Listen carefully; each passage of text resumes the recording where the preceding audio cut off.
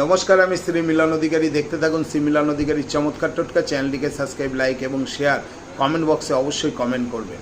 আপনি প্রচুর দারিদ্রতায় ভুগছেন, আপনার মানসিক অবস্থা খুব খারাপ যাচ্ছে, আপনার পারিবারিক সমস্যা সৃষ্টি হচ্ছে।